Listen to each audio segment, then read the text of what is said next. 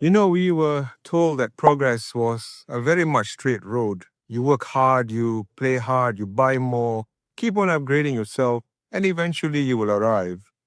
But one day you look around and you realize that road kept on moving while your compass went missing. In our tradition, that compass has a name. It's called Fitrah. It is the natural clarity Allah subhanahu wa ta'ala placed in every soul, guiding us to truth, justice, mercy, and purpose. Fitra knows that knowledge is meant for wisdom, wealth is a trust, and power is a test. History has reminded us what happens when we drift from that compass. One that you can recall is the fall of the Ottoman Caliphate. It wasn't just the collapse of an empire, it was a milestone event in our spiritual displacement or descent.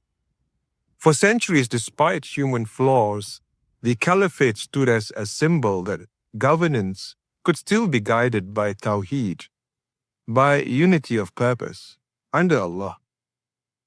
When it fell, the values we cherish, justice, knowledge, consultation, and moral restraint, were cast aside in the name of modernization and secularization. Many leaders were wounded by loss and were dazzled by Europe, tried to heal a spiritual wound with material bandages, and they call it reform. But much of it was a clean break from Tawheed in public life. Faith was pushed to the corner. Technique was placed on the throne. Law drifted from morality. Our education system, the schools, began chasing credentials instead of wisdom. Economies learned to inflate desire and call it growth. When fitrah is silenced, a vacuum appears, and a vacuum never stays empty. It will be filled with noise, endless wants, shallow entertainment, debt dressed up as wealth, and pride disguised as progress. The Holy Quran reminds us that indeed Allah will never change the condition of a people until they change what is in themselves. That isn't a slogan. It is a divine map back to our compass. Today, something remarkable is happening across the world. We see people waking up. Islam is now the fastest growing faith on this planet. Not just because of birth rates, but because the human heart recognizes coherence when it sees it. The tragedy of Gaza forced the world to look into a mirror, and many saw for the first time a faith unshaken by fire.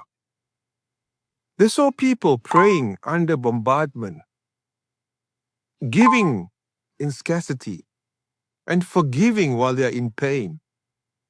And in that reflection, hearts remembered what minds forgot. That true strength lies in surrender to the One. This moment is more than sympathy. It's a shift in moral gravity. Humanity is wary of systems that worship profit and abandon compassion. People are searching again for meaning, for a way of life that unites belief with justice, with knowledge, with humility, and progress with mercy. And Islam, rooted in Tawheed, offers that balance. So, what does it mean to remove ourselves from a system that erodes the soul? It doesn't mean escaping the world. It means hijrah of the heart, returning to Allah with intention and clarity.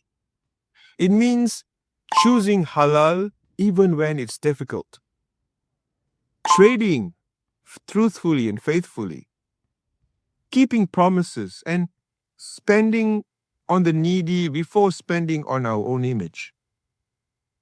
It means seeking knowledge with pure sincerity, praying on time, and practicing gratitude until sufficiency feels like abundance. Start small. Start today. Refuse one habit that feeds vanity. Return to one practice that feeds the heart. Close one tab that steals your attention and open the Quran with humility. Pay a debt. Make amends. Give charity when no one sees. Lead with justice. Serve with mercy. We cannot control the tides of history, but we can set the direction of our own bow. The Ummah rises when its people begin to realign, when Fitrah becomes a daily discipline, not a poetic idea, when Tawheed shapes not only our words, but our contracts, our classrooms, and our legal system. May Allah return our hearts to the nature He placed within us. May He heal what power and fashion have fractured. And may He write us among those who rebuild quietly, faithfully, one honest act at a time. Bismillah. Let's begin.